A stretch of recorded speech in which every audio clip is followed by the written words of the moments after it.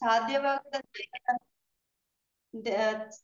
ದೇಹದಾರಿ ಜೀವಿಗಳು ಅದೆಷ್ಟೋ ದುರ್ದೈವಿಗಳು ದುರ್ದೈವಿಗಳು ಇದ್ದಾರೆ.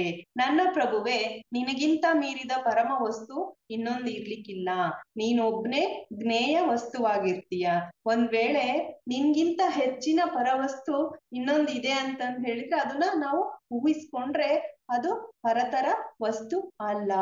ನೀನು ಜಡತ್ವದ ಸೃಷ್ಟಿಶೀಲ ಶಕ್ತಿಯನ್ನ ಪ್ರದರ್ಶಿಸುತ್ತಿರುವ ಪರಮ ಪ್ರಭುವಾಗಿದ್ಯಾ ಅಂತಂದ್ಬಿಟ್ಟು ಇಲ್ಲಿ ಹೇಳ್ತಾರೆ. ಅಂದ್ರೆ ವಿಶ್ವದ ಅಭಿವ್ಯಕ್ತಿಯ ಪರಮ ಕಾರಣ ಯಾವುದನ್ನದನ್ನ ತಿಳಿಯೋದಕ್ಕೆ ಭೌತಿಕ ಶರೀರಗಳಿಂದ ಬದ್ಧರಾದ ಜೀವಿಗಳು ಅಜ್ಞಾನದ ಪರಾಕಾಷ್ಠೆ ಆಗಿರ್ತದೆ ಅಂತನ್ಬಿಟ್ಟು.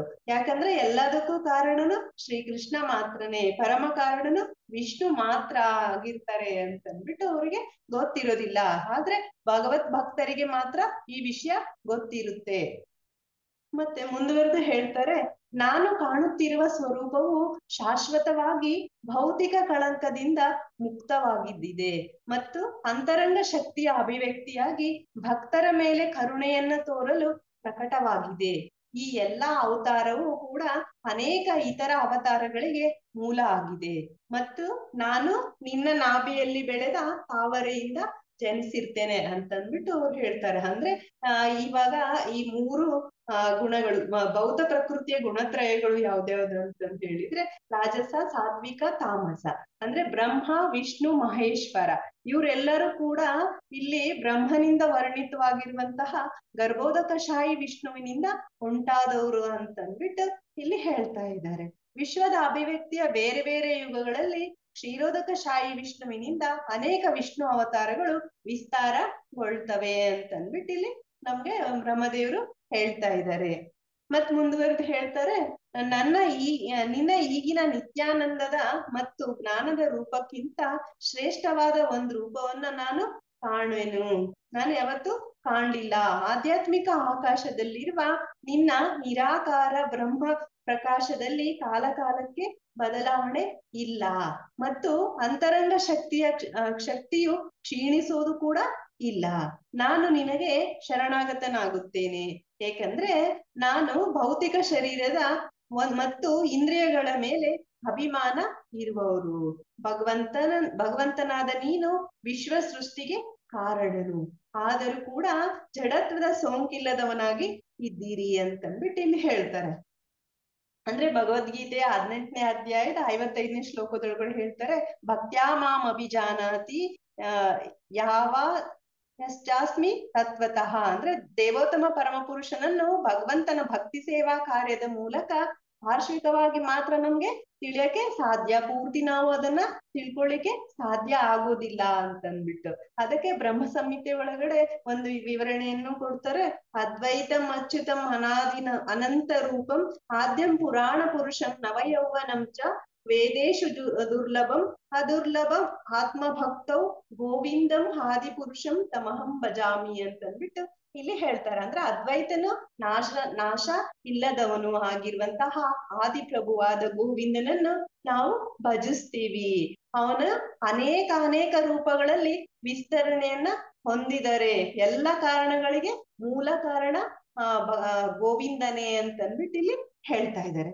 ಮುಂದುವರೆದು ಹೇಳ್ತಾರೆ, ಪ್ರಸ್ತುತ ರೂಪವು ಅಥವಾ ದೇವೋತ್ತಮ ಪರಮ ಪುರುಷನಾದ ಶ್ರೀಕೃಷ್ಣನಿಂದ ವಿಸ್ತಾರಗೊಂಡ ಯಾವುದೇ ದಿವ್ಯ ರೂಪವು ಎಲ್ಲಾ ಲೋಕಗಳಿಗೂ ಸಮಾನವಾಗಿ ಮಂಗಳಕರ ಆಗಿದ್ದಿದೆ.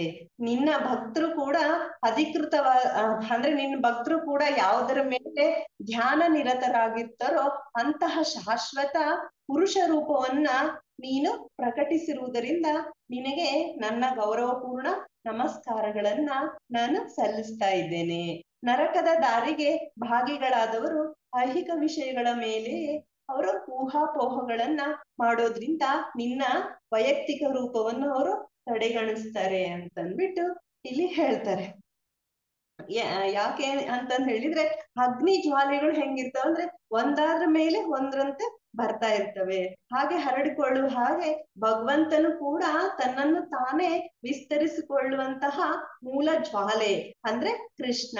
ಪರಮ ಪುರುಷ ಅವರೇ ಗೋವಿಂದ ಅಂತ ಅಂದ್ಬಿಟ್ಟು ಅವರು ಅಂಗೀಕೃತವಾಗಿದ್ರು ಕೂಡ ಇತರ ವಿಸ್ತರಣೆಗಳಾಗಿರುವಂತಹ ರಾಮ, ನರಸಿಂಹ, ವರಾಹ ಮೊದಲಾದಂತಹ ಮೂಲ ಭಗವಂತನ ಇವು ಕೂಡ ಮೂಲ ಭಗವಂತನಷ್ಟೇ ಶಕ್ತಿಶಾಲಿ ಆಗಿರ್ತಾರೆ. ಎಲ್ಲ ಅಂತಹ ವಿಸ್ತೃತ ರೂಪಗಳು ಕೂಡ ದಿವ್ಯವಾಗಿದ್ದೈತೆ ಅಂತಂದ್ಬಿಟ್ಟು ನಮ್ಗೆ ಇಲ್ಲಿ ಭಗವಂತ ಹೇಳ್ತಾ ಇದ್ದಾರೆ. ಓ ನನ್ನ ಪ್ರಭುವೆ, ವೇದ ಧ್ವನಿಯ ವಾಯುವಿನ ಮೂಲಕ ಕರ್ಣರಂಧ್ರಗಳನ್ನ ಪ್ರವೇಶಿಸತಕ್ಕ ನಿನ್ನ ಪಾದಕಮಲಗಳ ಸುವಾಸನೆಯನ್ನ ನಾನು ಆಘ್ರಾಣಿಸುವವರು ನಿನ್ನ ಭಕ್ತಿ ಸೇವೆಯನ್ನ ಕೈಗೊಳ್ಳುವರು. ಅವರಿಗೆ ಅವರ ಹೃದಯ ಕಮಲದಲ್ಲಿ ಎಂದು ದೂರ ಆಗೋದಿಲ್ಲ ಅಂತನ್ಬಿಟ್ಟು, ಅಂದ್ರೆ ಶುದ್ಧ ಭಗವದ್ ಭಕ್ತರಿಗೆ ಭಗವಂತನ ಪಾದಕಮಲಗಳಿಗಿಂತ ಆಚೆದು ಯಾವುದನ್ನು ಇರೋದಿಲ್ಲ. ಅಂತಹ ಭಕ್ತರು ಅದಕ್ಕಿಂತ ಬೇರೆ ಏನನ್ನು ಅವರು ಬಯಸೋದಿಲ್ಲ. ಭಗವಂತನನ್ನು ಮಾತ್ರ ಅವರು ತಿಳ್ಕೊಂಡಿರ್ತಾರೆ ಅಂತಂದ್ಬಿಟ್ಟು ಇಲ್ಲಿ ಹೇಳ್ತಾರೆ. ಮುಂದುವರೆದು ಹೇಳ್ತಾರೆ, ನನ್ನ ಪ್ರಭುವೇ, ಲೋಕದ ಜನರು ಎಲ್ಲ ಭೌತಿಕ ವ್ಯಾಕುಲಗಳಲ್ಲಿ ತೊಡಗಿಕೊಂಡಿರ್ತಾರೆ. ಅವರು ಯಾವಾಗ್ಲೂ ಭಯಗ್ರಸ್ತರು, ಅವ್ರಿಗೆ ಭಯ ಬಹಳ ಕಾಡ್ತಾ ಇರುತ್ತೆ.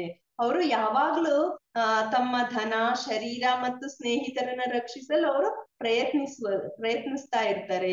ಅವರು ವ್ಯಸನಗಳಿಂದ, ನ್ಯಾಯಬಾಹಿರ ಇಚ್ಛೆಗಳಿಂದ ಮತ್ತು ಪರಿಕರಗಳಿಂದ ತುಂಬಿಕೊಂಡಿರ್ತಾರೆ. ಅವರು ತಮ್ಮ ಹೊಣೆಗಾರಿಕೆಯನ್ನ ಕೃಪಣತೆಯಿಂದ ನನ್ನದು ಎಂಬ ನಶ್ವರ ಕಲ್ಪನೆಯ ಮೇಲೆ ಅವರು ಆಧರಿಸಿದ್ದಾರೆ. ಅಂದ್ರೆ ಅವ್ರು ಎಲ್ಲಿಯವರೆಗೂ ನಿನ್ನ ಸುರಕ್ಷಿತ ಪಾದಕಮಲಗಳ ಆಶ್ರಯನ ಪಡೆಯೋದಿಲ್ವೋ ಅಲ್ಲಿವರೆಗೂ ಅವರು ಅಂತಹ ವ್ಯಾಕುಲಗಳಿಂದ ಅವರು ತುಂಬಿರ್ತಾರೆ. ಯಾಕಂದ್ರೆ ಇದು ನಾನು, ನನ್ನದು ಅಂತನ್ನೋ ಭಾವನೆ ಅವ್ರಿಗಿರುತ್ತೆ. ಆದ್ರೆ ಭಕ್ತರಿಗೆ ಅದ್ಯಾವುದನ್ನು ಇರೋದಿಲ್ಲ. ಅವರು ಎಲ್ಲ ಭಗವಂತ ಕೃಷ್ಣಂದು ಅಂತಂದ್ಬಿಟ್ಟು ಹೇಳ್ತಾರೆ. ಮುಂದುವರೆದು ಹೇಳ್ತಾರೆ, ಓ ನನ್ನ ಪ್ರಭುವೆ, ನಿನ್ನ ದಿವ್ಯ ಕಾರ್ಯಗಳ ವಿಷಯವಾಗಿ ಶ್ರವಣಗಳೆಂಬ ಸರ್ವಮಂಗಳಕರ ಆಚರಣೆಗಳನ್ನು ಮಾಡದಿರುವ ವ್ಯಕ್ತಿಗಳು ನಿಜವಾಗಿಗಳು ಸದ್ಬುದ್ಧಿಹೀನರು ಆಗಿರ್ತಾರೆ. ಅವರು ತೀರಾ ಕ್ಷಣಿಕವಾಗಿ ಇಂದ್ರಿಯ ಸುಖವನ್ನ ಅನುಭವಿಸ್ತಾ ಅಮಂಗಳಕರವಾದ ಕಾರ್ಯಗಳನ್ನ ಅವರು ಮಾಡೋಕೆ ಮುಂದಾಗಿರ್ತಾರೆ ಅಂತಂದ್ಬಿಟ್ಟು ಹೇಳ್ತಾರೆ. ಈ ಎಲ್ಲಾ ಮಹಾ ಕಾರ್ಯಕರ್ತನಾದ ನನ್ನ ಪ್ರಭುವೇ, ಈ ಎಲ್ಲಾ ಬಡ ಜೀವಿಗಳು ಯಾವಾಗ್ಲೂ ಹಸಿವು, ಬಾಯಾರಿಕೆ, ಅತಿಯಾದ ಶೀತ ಬಾಧೆ, ಕಫ, ಪಿತ್ತಗಳಿಂದ ಕೆಮ್ಮು ಮಾಡುವಂತಹ ಚಳಿಗಾಲ, ಬೇಸಿಗೆ, ಮಳೆ ಮತ್ತು ಇತರ ಅನೇಕ ಕ್ಷೋಭಕಾರಿ ವಿಷಯಗಳಿಂದ ಅವರು ಪೀಡಿತರಾಗಿರ್ತಾರೆ. ಅದಲ್ಲದೆ ಅವರಿಗೆ ಪ್ರಬಲವಾದ ಲೈಂಗಿಕ ಒತ್ತಡಗಳಿಂದ ಕೂಡ ಅವರು ನಿರಂತರವಾದ ಕೋಪದಿಂದ ಅವರು ಮಿತಿ ಮೀರಿರ್ತಾರೆ. ಅವ್ರಿಗಾಗಿ ನಾನು ಕನಿಕರ ಪಡುತ್ತೇನೆ ಮತ್ತು ಬಹಳ ವಿಷಾದಿಸುತ್ತೇನೆ ಅಂತಂದ್ಬಿಟ್ಟು ಇಲ್ಲಿ ಬ್ರಹ್ಮದೇವರು ಹೇಳ್ತಾ ಇದ್ದಾರೆ, ಪ್ರಭುಗಳಿಗೆ ಕೇಳ್ತಾ ಇದ್ದಾರೆ ಅಂತಂದ್ಬಿಟ್ಟು. ಯಾಕಂದ್ರೆ ಈ ಭೌತಿಕ ಜಗತ್ತಿನಲ್ಲಿ ಇರುವಂತಹ ಎಲ್ಲ ಮಾಯಾ ಲೋಕದೊಳಗಡೆ ನಾವು ಏನೇನ್ ಬೇಕಿನ ಅದನ್ನ ನಮ್ ದೇಹ ಯಾವ್ದ್ರಿಂದ ಆಗಿದೆ ಅಂದ್ರೆ ಶೀತ, ಕಫ, ಪಿತ್ತ, ಕೆಮ್ಮು, ಹೀಗೆ ಮತ್ತೆ ನಮ್ಗೆ ಚಳಿಗಾಲ, ಬೇಸಿಗೆ ಕಾಲ, ಮಳೆಗಾಲ ಹೇಗಿರ್ತದೋ ಹಾಗೆ ನಾವು ಕೂಡ ಇದನ್ನ ಮಾಡ್ತಾ ಇರ್ತೇವೆ ಅಂತಂದ್ಬಿಟ್ಟು. ಓ ನನ್ನ ಪ್ರಭುವೇ, ಆತ್ಮನಿಗೆ ಭೌತಿಕ ವಿಪತ್ತುಗಳು ವಾಸ್ತವ ಅಸ್ತಿತ್ವದಲ್ಲಿ ಇರೋದಿಲ್ಲ. ಆದ್ರೂ ಬದ್ಧಾತ್ಮನು ದೇಹವನ್ನು ಇಂದ್ರಿಯ ಸುಖಕ್ಕಾಗಿ ಇರುವಂತಹದು ಅಂತಂದ್ಬಿಟ್ಟು ಎಂದಿನ ತನಕ ಕಾರಣನು ಎಲ್ಲಿ ತನಕ ಅವ್ರು ಕಾಣ್ತಾರೋ ಅಲ್ಲಿ ತನಕ ಅದು ಅವನು ತನ್ನ ಬಹಿರಂಗ ಶಕ್ತಿಯ ಪ್ರಭಾವದಿಂದ ಭೌತಿಕ ವಿಪತ್ತುಗಳ ತೊಡಕಿನಿಂದ ಅವರು ಪಾರಾಗಕ ಆಗಲ್ಲ ಅಂತ ಅಂದ್ಬಿಟ್ಟು ಹೇಳ್ತಾರೆ. ಮುಂದೆ ಹೇಳ್ತಾರೆ, ಅಂತಹ ಭಕ್ತರಲ್ಲದವರು ತಮ್ಮ ಇಂದ್ರಿಯಗಳನ್ನು ಬಹಳ ಕಷ್ಟಕರ ಮತ್ತು ವ್ಯಾಪಕ ಆದಂತಹ ಕಾರ್ಯದಲ್ಲಿ ಅವರು ತೊಡಗಿಸ್ಕೊಂಡಿರ್ತಾರೆ. ಅವ್ರ ಬುದ್ಧಿ ಕೂಡ ಏನಾಗಿರ್ತದಂದ್ರೆ ಬಗೆಯ ಮಾನಸಿಕ ಊಹಾಪೋಹಗಳಲ್ಲಿ ಅವರು ನಿದ್ದೆಯನ್ನ ಕೆಡಿಸುವಂತಹ ಕಾರ್ಯವನ್ನ ಮಾಡಿರ್ತದೆ. ಅವ್ರಿಗೆ ರಾತ್ರಿಯಲ್ಲಿ ನಿದ್ದೆ ಬರುವುದಿಲ್ಲ, ನಿದ್ರಾಭಂಗದಿಂದ ಅವರು ನರಳ್ತಾರೆ ಅಂತ ಅಂದ್ಬಿಟ್ಟು ಹೇಳ್ತಾರೆ. ಮತ್ತೆ ಇದನ್ನ ಏನ್ ಹೇಳ್ತಾರೆ ಅಂದ್ರೆ, ನಿನ್ನ ದಿವ್ಯ ವಿಷಯಗಳಿಗೆ ಅವರು ವಿರುದ್ಧವಾಗಿ ವರ್ತಿಸಿದ್ರೆ ಈ ಬೌದ್ಧ ಜಗತ್ತಿನಲ್ಲಿ ಸುತ್ತುತ್ತಾನೆ ಇರ್ಬೇಕು. ಅಂದ್ರೆ ಜನ್ಮ, ಮೃತ್ಯು, ಜರಾ, ವ್ಯಾಧಿ ಅಂತಂದ್ಬಿಟ್ಟು ಹೀಗೆ ಇಲ್ಲೇ ಸುತ್ತುತ್ತಾ ಇರ್ತೇವೆ ಅಂತಂದ್ಬಿಟ್ಟು ಇಲ್ಲಿ ಭಗವಂತ ಹೇಳ್ತಾ ಇದ್ದಾರೆ. ಮತ್ತೆ ನಿನ್ ಭಕ್ತರು ನಿಜವಾದ ಶ್ರವಣ ವಿಧಾನದ ಮೂಲಕ ಕಿವಿಗಳ ಮೂಲಕ ನಿನ್ನನ್ನ ಕಾಣಬಹುದು ಮತ್ತು ಇದರಿಂದ ಅವರ ಹೃದಯಗಳು ಪರಿಶುದ್ಧ ಆಗ್ತವೆ. ಆಗ ನೀನು ಅಲ್ಲಿ ಆಸನವನ್ನ ಸ್ವೀಕಾರ ಮಾಡ್ತೀರ. ನೀನು ನಿನ್ ಭಕ್ತರ ಮೇಲೆ ಅದೆಷ್ಟು ಕರುಣೆ ಉಳ್ಳವರು ಅಂದ್ರೆ ಅವರು ಸದಾ ಧ್ಯಾನ ಮಾಡ್ತಿರುವ ನಿಶ್ಚಿತ ಶಾಶ್ವತ ದಿವ್ಯ ಸ್ವರೂಪದಲ್ಲೇ ಅವರಿಗೆ ನೀನು ವ್ಯಕ್ತ ಆಗ್ತೀಯಾ ಅಂತಂದ್ಬಿಟ್ಟು ಇಲ್ಲಿ ಬ್ರಹ್ಮದೇವರು ಭಗವಂತನ್ಗೆ ಪ್ರೇ ಮಾಡ್ತಾ ಇದ್ದಾರೆ. ಮತ್ತೆ ಯಾಕಂದ್ರೆ ಭಗವಂತ ಎಲ್ಲಿರ್ತಾರೆ ಅಂದ್ರೆ ನಾವು ಭಗವಂತನನ್ನ ಯಾವ ರೀತಿ ಕಾಣ್ತೀವಿ, ನಮ್ ಕಣ್ಣಿಂದನೇ ನೋಡ್ಬೇಕಂತಿಲ್ಲ, ಕಿವಿಯಲ್ಲಿ ನಾವು ಶ್ರವಣ ಮಾಡ್ಕೋತಾನೆ ನಾವು ಭಗವಂತನನ್ನ ಕಾಣಬಹುದು ಅಂತಂದ್ಬಿಟ್ಟು ಹೇಳ್ತಾರೆ. ಆಮೇಲೆ ಭೌತಿಕ ಕಾಮನೆಗಳಿಂದ ತುಂಬಿದವರಾಗಿ ಬಗೆ ಬಗೆಯ ಬಾಹ್ಯ ಸಲಕರಣೆಗಳಿಂದ ಬಹಳ ಸಂಭ್ರಮಪೂರ್ಣವಾಗಿ ನಿನ್ನನ್ನ ಪೂಜಿಸಲು ವ್ಯವಸ್ಥೆ ಮಾಡತಕ್ಕ ದೇವತೆಗಳ ಪೂಜೆಯಿಂದ ನೀನು ಅಷ್ಟೇನು ತುಂಬಾ ಸಂತುಷ್ಟನಾಗಿರೋದಿಲ್ಲ. ನಿನ್ನ ಅವ್ಯಾಜ ಕಾರುಣ್ಯವನ್ನು ಮಾತ್ರ ತೋರಿಸುವುದಕ್ಕಾಗಿ ನೀನು ಪ್ರತಿಯೊಬ್ಬರ ಹೃದಯದಲ್ಲಿಯೂ ಪರಮಾತ್ಮನಾಗಿ ನೆಲೆಸಿರ್ತೀಯ. ನೀನು ಎಂದೆಂದಿಗೂ ಎಲ್ಲರ ಹಿತೈಷಿಯಾಗಿರ್ವೆ, ಆದ್ರೆ ನೀನು ಭಕ್ತರಲ್ಲದವರಿಗೆ ದೊರಕುವವನಲ್ಲ ಅಂತಂದ್ಬಿಟ್ಟು. ಯಾಕಂದ್ರೆ ಭಗವಂತ ಎಲ್ಲಿರ್ತಾರಂದ್ರೆ ಭಕ್ತರ ಹೃದಯದೊಳಗಡೆ ಅವರು ಪರಮಾತ್ಮನಾಗಿ ಎಲ್ಲರ ಹೃದಯದೊಳಗಡೆನು ನೆಲೆಸಿರ್ತಾರೆ. ಯಾರು ಭಕ್ತರು ಇರೋದಿಲ್ಲ ಅವರಿಗೆ ಅವ್ರು ಯಾವತ್ತೂ ಕಾಣಿಸೋದಿಲ್ಲ ಅಂತಂದ್ಬಿಟ್ಟು. ಯಾಕಂದ್ರೆ ಭಗವಂತ ಅವರು ಭಾವಗ್ರಾಹಿ ಜನಾರ್ದನ. ಯಾಕಂದ್ರೆ ಅವ್ರು ಯಾವ ಭಾವದಿಂದ ಅವ್ರಿಗೆ ಪೂಜಿಸ್ತಾರೋ, ಯಾವ ರೀತಿ ಅವರನ್ನು ಭಜಿಸ್ತಾರೋ ಆ ರೀತಿ ಅವರಿಗೆ ಅವ್ರ ಹೃದಯದೊಳಗಡೆ ನೆಲೆಸಿರ್ತಾರೆ ಅಂತಂದ್ಬಿಟ್ಟು. ಆದ್ರೆ ಜನರ ಪುಣ್ಯ ಕರ್ಮಗಳು ಕೂಡ ಅಂದ್ರೆ ಉದಾಹರಣೆ ಏನ್ ಹೇಳ್ತಾರೆ ಅಂದ್ರೆ ನಿನ್ನನ್ನು ಆರಾಧಿಸುವ ದೃಷ್ಟಿಯಿಂದ ಮತ್ತು ಕರ್ಮ ಫಲಗಳನ್ನು ನಿನಗೆ ಸಮರ್ಪಿಸಿ ನಿನ್ನನ್ನು ತೃಪ್ತಿಪಡಿಸುವ ಉದ್ದೇಶದಿಂದ ನೆರವೇರಿಸಲಾದ ವೇದ ಉಕ್ತ ಮತ್ತು ಯಜ್ಞಾದಿಗಳ ಆಚರಣೆ, ದಾನ, ಕಠಿಣ ತಪೋವ್ರತಗಳು, ದಿವ್ಯವಾದ ಸೇವೆ ಮುಂತಾದವು ಪ್ರಯೋಜನಕಾರಿ ಆಗಿದ್ದಿದೆ. ಅಂತಹ ಧರ್ಮ ಕಾರ್ಯಗಳು ಎಂದು ವ್ಯರ್ಥ ಆಗೋದಿಲ್ಲ. ಅಂದ್ರೆ ಏನ್ ಹೇಳ್ತಾರೆ ಅಂದ್ರೆ ಶ್ರವಣ, ಕೀರ್ತನ, ಸ್ಮರಣ, ಅರ್ಚನ, ಪ್ರಾರ್ಥನಾ ಮೊದಲಾದವು ಅಂದ್ರೆ ಭಕ್ತಿ ಸೇವೆ, ನವವಿಧ ಭಕ್ತಿ ಸೇವೆಯನ್ನ ಇಲ್ಲಿ ಹೇಳ್ತಾ ಇದ್ದಾರೆ. ಹಾಗಂತನ್ಬಿಟ್ಟು ಆಡಂಬರದ ಸ್ವಭಾವದ ಜನರಿಗೆ ಯಾವಾಗ್ಲೂ ಮೆಚ್ಚುಗೆ ಆಗುದಿಲ್ಲ. ಅವ್ರೇನ್ ಮಾಡ್ತಾರೆ, ಬಾಹ್ಯವಾಗಿ ಆಡಂಬರದಿಂದ ಇರ್ತಾರೆ, ಆದ್ರೆ ಅವರು ಬೇರೆ ಏನನ್ನು ತಿಳ್ಕೊಂಡಿರೋದಿಲ್ಲ ಅಂತಂದ್ಬಿಟ್ಟು. ಯಾರು ಭಗವಂತನನ್ನ ಭಕ್ತಿ ಪೂರ್ವಕವಾಗಿ ಅವ್ರ ವಾಕ್ಯಗಳನ್ನ ಕೇಳ್ತಾ ಇರ್ತಾರೆ, ಅಂದ್ರೆ ಶ್ರವಣ ಮಾಡೋದು ಮತ್ತು ಕೀರ್ತನೆ ಮಾಡೋದು, ಸ್ಮರಣೆ ಮಾಡೋದನ್ನ ಮಾಡ್ತಾ ಇರ್ತಾರೆ, ಅವ್ರಿಗ್ ಮಾತ್ರ ಭಗವಂತ ಒಲಿತಾರೆ.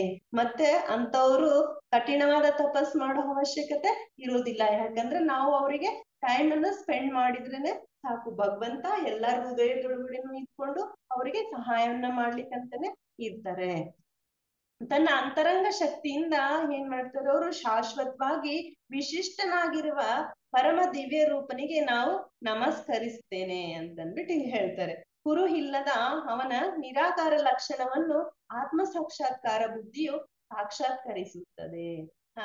ತನ್ನ ಎಲ್ಲಾ ಲೀಲೆಗಳಿಂದ ವಿಶ್ವದ ಅಭಿವ್ಯಕ್ತಿಯ ಸೃಷ್ಟಿ, ಸ್ಥಿತಿ, ಲಯಗಳನ್ನ ಸಂತೋಷದಿಂದ ನೆರವೇರಿಸತಕ್ಕ ಆತನಿಗೆ ನನ್ನ ನಮಸ್ಕಾರಗಳನ್ನ ನಾನು ಸಲ್ಲಿಸುತ್ತೇನೆ ಅಂತಂದ್ಬಿಟ್ಟು ಇಲ್ಲಿ ಬ್ರಹ್ಮದೇವ ಹೇಳ್ತಾ ಇದ್ದಾರೆ.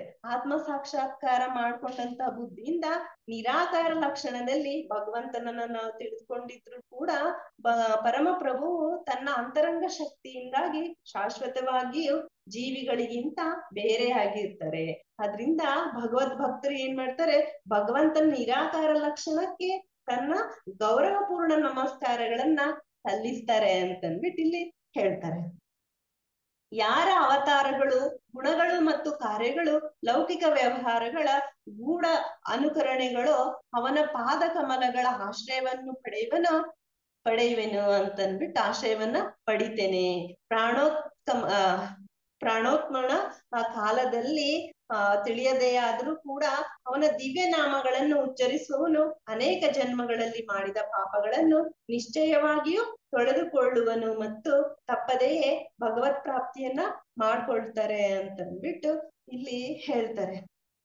ಯಾಕಂದ್ರೆ ದೇವೋತ್ತಮ ಪರಮ ಪುರುಷನ ಕಾರ್ಯಗಳು ಹೇಗಿರ್ತವೆ ಅಂದ್ರೆ ಭೌತ ಜಗತ್ತಿನಲ್ಲಿ ನಡೆಯುತ್ತಿರುವಂತಹ ಚಟುವಟಿಕೆಗಳು ಒಂದು ಬಗೆಯ ಅನುಕರಣೆನೆ ಆಗಿರ್ತವೆ. ಅವನು ಒಂದು ರಂಗದ ಮೇಲಿನ ತರ ಮೇಲಿಗೆ ತಕ್ಕಂತೆ ಅವರು ನಟನೆಯನ್ನ ಮಾಡ್ತಾ ಇರ್ತಾರೆ. ಒಬ್ಬ ನಟ ಏನ್ ಮಾಡ್ತಾರೆ, ತಾನು ರಾಜನಲ್ಲ ಆದ್ರೂ ಕೂಡ ಅವರು ರಂಗದೊಳಗಡೆ ಅಂದ್ರೆ ಐ ಮೀನ್ ಸ್ಟೇಜ್ ಮೇಲೆ ರಾಜನ ಕ್ರಿಯೆಗಳನ್ನ ಅವರು ಅನುಕರಣೆ ಮಾಡ್ತಾ ಇರ್ತಾರೆ. ಹಾಗೇನೆ ಭಗವಂತನು ಕೂಡ ಅವತರಿಸಿದಾಗ ತನಗೇನು ಸಂಬಂಧಿಸಿದ ಪಾತ್ರಗಳನ್ನ ಅವರು ಅನುಸರಿಸುತ್ತಾರೆ ಅಂತನ್ಬಿಟ್ಟು ಇಲ್ಲಿ ಹೇಳ್ತಾರೆ. ನಾಮಾಂ ಕರ್ಮಾಣಿ ಲಿಂಪಂತಿ ನಾಮೇ ಕರ್ಮಫಲೆ ಸ್ಪೃಹ ಅಂತನ್ಬಿಟ್ಟು ಭಗವಂತನು ಸರ್ವಶಕ್ತನು, ಕೇವಲ ಸಂಕಲ್ಪದಿಂದ ಅವನು ಯಾವುದನ್ನು ಪ್ರತಿಯೊಂದನ್ನು ಮಾಡಬಲ್ಲನು ಅಂತನ್ಬಿಟ್ಟು ಹೇಳ್ತಾರೆ. ಎಕ್ಸಾಂಪಲ್ ಆಗಿ ಹೇಳ್ಬೇಕಂದ್ರೆ ಗೋವರ್ಧನಗಿರಿಯನ್ನ ಅವರು ಧರಿಸಿದ್ದು, ಗೋವರ್ಧನ ಲೀಲೆಯನ್ನ ಅವರು ಮಾಡಿದ್ದು ಅಂತನ್ಬಿಟ್ಟು ಇಲ್ಲಿ ಉದಾಹರಣೆಯನ್ನ ಇಲ್ಲಿ ಹೇಳ್ಬಹುದು. ಮತ್ ಮುಂದುವರೆದು ಹೇಳ್ತಾರೆ, ನೀನು ಗ್ರಹ ವ್ಯೂಹಗಳೆಂಬ ವೃಕ್ಷದ ಪ್ರಧಾನ ಮೂಲ ಆಗಿರುವೆ. ಈ ವೃಕ್ಷವು ಮಾತ್ರ ಮೊದಲು ಈ ವೃಕ್ಷವು ಮಾತ್ರ ಮೊದಲು ಭೌತ ಪ್ರಕೃತಿಯನ್ನ ಭೇದಿಸ್ಕೊಂಡು ಸೃಷ್ಟಿಗಾಗಿ ನಾನು, ಪಾಲನೆಗಾಗಿ ಸರ್ವಶಕ್ತನಾದ ನೀನು ಮತ್ತು ಲಯಕ್ಕಾಗಿ ಶಿವ ಎಂಬ 3 ಕಾಂಡಗಳಾಗಿ ಬೆಳೆದಿರುತ್ತದೆ. ಮತ್ತು ನಾವು ಮೂವರು ಕೂಡ ಎಷ್ಟೋ ಕೊಂಬೆಗಳಾಗಿ ಬೆಳೆದಿರುತ್ತೇವೆ. ಆದ್ರಿಂದ ನಾನು ವಿಶ್ವ ಸೃಷ್ಟಿಯ ವೃಕ್ಷವಾಗಿರುವ ನಿನಗೆ ನಮಸ್ಕಾರಗಳನ್ನ ಸಲ್ಲಿಸ್ತಾ ಇದ್ದೇನೆ ಅಂತ ಅಂದ್ಬಿಟ್ಟು. ಅಂದ್ರೆ ಬ್ರಹ್ಮ ವಿಷ್ಣು ಮಹೇಶ್ವರ ಅಂತ ಅಂದ್ಬಿಟ್ಟು, ಅಂದ್ರೆ ಸೃಷ್ಟಿ ಸ್ಥಿತಿ ಲಯ. ಸೃಷ್ಟಿ ಮಾಡೋದು ಅಂದ್ರೆ ಬ್ರಹ್ಮನಿಂದ ಸೃಷ್ಟಿ ಆಗಿದ ನಂತರ ಅದನ್ನ ಸ್ಥಿತಿಯಲ್ಲಿ ಕಾಪಾಡೋರು ವಿಷ್ಣು, ಮತ್ತೆ ಅದನ್ನ ಲಯ ಮಾಡುವವರು ಶಿವ ಅಂತ ಅಂದ್ಬಿಟ್ಟು ಈ 3 ಜನರು ಇಲ್ಲಿ ತಮ್ಮ ಕೆಲಸವನ್ನ ಬ್ರಹ್ಮದೇವರು ಇಲ್ಲಿ ಹೇಳ್ತಾ ಇದ್ದಾರೆ. ಮತ್ತೆ ಹೀಗೆ ಹೇಳ್ತಾರೆ, ಮಯಾಧ್ಯಕ್ಷೇಣ ಪ್ರಕೃತಿ ಸೂಯತೆ ಸಚರಾಚರಂ ಅಂತನ್ಬಿಟ್ಟ. ಅಂದ್ರೆ ಪರಮ ಪ್ರಭುವಿನ ಮೇಲ್ವಿಚಾರಣೆ ಒಳಗಡೆ ಮಾತ್ರನೇ ಇವೆಲ್ಲ ಭೌತ ಪ್ರಕೃತಿಯ ಸೃಷ್ಟಿ ಸ್ಥಿತಿ ಲಯಗಳು ಕಾರಣ ಆಗಿ ಕಂಡು ಬರ್ತವೆ. ಅನುಕ್ರಮವಾಗಿ ಪಾಲನೆ ಸೃಷ್ಟಿ ಲಯ ಅಂದ್ರೆ ಭಗವಂತ ತಾನೇ ವಿಷ್ಣು ಬ್ರಹ್ಮ ಶಿವ ಅಂತ ಅಂದ್ಬಿಟ್ಟು ಮೂವರಾಗಿ ಅವ್ರೇನ್ ಮಾಡ್ತಾರೆ, ವಿಸ್ತರಣೆಯನ್ನ ಮಾಡ್ತಾರೆ. ಭೌತ ಪ್ರಕೃತಿಯ 3 ವಿಧಾನಗಳು ಅವ್ರ ಅಧೀನದಲ್ಗಡೆನೆ ಇಟ್ಕೊಂಡಿರ್ತಾರೆ. 3 ಕಾರ್ಯಭಾರಿಗಳಲ್ಲಿ ವಿಷ್ಣುವು ಸರ್ವಶಕ್ತ ಅಂತ ಅಂದ್ಬಿಟ್ಟು ಇಲ್ಲಿ ನಮ್ಗೆ ತಿಳಿಸ್ಕೊಡ್ತಾ ಇದ್ದಾರೆ. ಮುಂದುವರೆದು ಹೇಳ್ತಾರೆ, ಜನರು ಸಾಮಾನ್ಯವಾಗಿ ಮೂರ್ಖ ಕರ್ಮಗಳಲ್ಲಿ ನಿರತರಾಗಿರ್ತಾರೆ. ಅವರ ಮಾರ್ಗದರ್ಶನಕ್ಕಾಗಿ ನೀನು ನೇರವಾಗಿ ಸಾರಿರುವ ನಿಜವಾದ ಕಲ್ಯಾಣಕರ ಕಾರ್ಯಗಳಲ್ಲಿ ಅವರು ನಿರತರಾಗಿರೋದಿಲ್ಲ. ಮೂರ್ಖ ಕಾರ್ಯದಲ್ಲಿ ಅವರ ಪ್ರವೃತ್ತಿಯು ಪ್ರಬಲವಾಗಿರುವವರೆಗೆ ಅಸ್ತಿತ್ವಕ್ಕಾಗಿ ನಡೆಸುವ ಅವರ ಹೋರಾಟದ ಎಲ್ಲಾ ಯೋಜನೆಗಳು ಪ್ರಭಾವವಾಗುವವು ಅಂತಂದ್ಬಿಟ್ಟು ಹೇಳ್ತಾರೆ. ಆದ್ರಿಂದ ಶಾಶ್ವತ ಕಾಲ ಸ್ವರೂಪವಾಗಿ ವರ್ತಿಸುವ ಆ ಭಗವಂತನಿಗೆ ನನ್ನ ನಮಸ್ಕಾರಗಳನ್ನ ಸಲ್ಲಿಸ್ತೇನೆ ಅಂತಂದ್ಬಿಟ್ಟು ಇಲ್ಲಿ ಹೇಳ್ತಾರೆ. ಮುಂದುವರೆದು ಬ್ರಹ್ಮದೇವರು ಹೇಳ್ತಾರೆ, ನೀನು ದಣಿವನ್ನರಿಯದ ಪಾಲನಾಗಿರುವೆ ಮತ್ತು ಎಲ್ಲಾ ಯಜ್ಞಗಳ ಭೋಕ್ತಾರನು ನೀನೆ. ಭೋಕ್ತಾರಂ ಯಜ್ಞ ತಪಸಾಂ ಅಂತಂದ್ಬಿಟ್ಟು ಅಂತಹ ನಿನಗೆ ನನ್ನ ಗೌರವಪೂರ್ವಕ ನಮಸ್ಕಾರಗಳನ್ನ ನಾನು ಸಲ್ಲಿಸ್ತೇನೆ.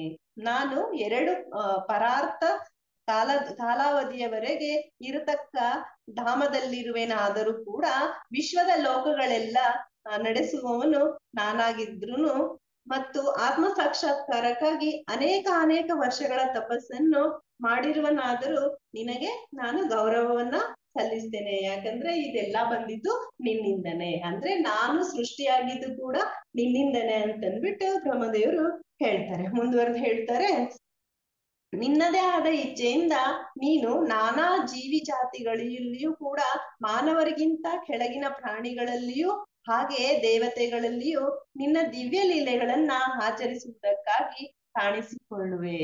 ಭೌತಿಕ ಕಲ್ಮಶದಿಂದ ನೀನೇನು ಪರಿಣಾಮಗೊಳ್ಳೋದಿಲ್ಲ. ನೀನು ನಿನ್ನದೇ ಆದ ಧರ್ಮ ತತ್ವಗಳ ಪ್ರೇರಣೆಯನ್ನು ನೆರವೇರಿಸಲು ಬರುವೆ. ಆದ್ರಿಂದ ಎಲೈ ಪರಮ ಪುರುಷನೇ, ಅಂತಹ ನಾನಾ ರೂಪಗಳನ್ನು ಪ್ರಕಟಿಸುತ್ತಾ ಇರುವುದಕ್ಕಾಗಿ ನಿನಗೆ ನನ್ನ ನಮಸ್ಕಾರಗಳನ್ನ ಸಲ್ಲಿಸ್ತೇನೆ ಅಂತ ಅಂದ್ಬಿಟ್ಟು ಇಲ್ಲಿ ಹೇಳ್ತಾರೆ. ಮತ್ತ ಅವಜಾನಂತಿ ಮಾ ಮೂಢಃ ಮಾನುಷಿಂ ತನುಮಾಶ್ರಿತಂ ಅಂದ್ರೆ ಅವರು ಏನ್ ಮಾಡ್ತಾರೆ, ವರಾಹ ಅಥವಾ ಮತ್ಸ್ಯ ರೂಪವಾಗಿ ಕಾಣಿಸ್ಕೊಂಡಾಗ್ಲೂ ಅದೇ ತತ್ವವು ಅನ್ವಯ ಆಗುತ್ತೆ. ಭಗವಂತ ತನ್ನ ದಿವ್ಯ ರೂಪಗಳನ್ನು ಮತ್ತು ಅವನ ಆತ್ಮಾನಂದದ ಮತ್ತು ಲೀಲೆಗಳ ಕೆಲವು ಅವಶ್ಯಕತೆಗಳಿಗಾಗಿ ವ್ಯಕ್ತ ಆಗಿರ್ತಾರೆ. ಭಗವಂತ ಬಲು ಮಟ್ಟಿಗೆ ತನ್ನ ಭಕ್ತರನ್ನು ಸಚೇತಗೊಳಿಸುವುದಕ್ಕಾಗಿ ತನ್ನ ದಿವ್ಯ ರೂಪಗಳ ಅಭಿವ್ಯಕ್ತಿಗಳನ್ನು ಅವರು ಕೈಗೊಂಡಿರ್ತಾರೆ ಅಂತ ಅಂದ್ಬಿಟ್ಟು ಇಲ್ಲಿ ತಿಳಿಸ್ಕೊಡ್ತಾ ಇದ್ದಾರೆ. ನೀನು ಭಯಂಕರವಾದ ಅಲೆಗಳಿರುವ ಪ್ರಳಯ ಸಮುದ್ರದ ನೀರಿನಲ್ಲಿ ನಿದ್ದೆ ಮಾಡುವ ಆನಂದವನ್ನು ಸ್ವೀಕರಿಸುವೆ. ಬುದ್ಧಿವಂತರಾದ ವ್ಯಕ್ತಿಗಳಿಗೆ ನಿನ್ನ ನಿದ್ರಾನಂದವನ್ನು ತೋರಿಸುತ್ತಾ ಹಾವಿನ ಹಾಸಿಗೆಯಲ್ಲಿ ಆನಂದ ಪಡುವೆ. ಅದೇ ವೇಳೆ ವಿಶ್ವದ ಸಕಲ ಲೋಕಗಳು ನಿನ್ನ ಉದರದಲ್ಲಿರುತ್ತವೆ ಅಂತಂದ್ಬಿಟ್ಟು.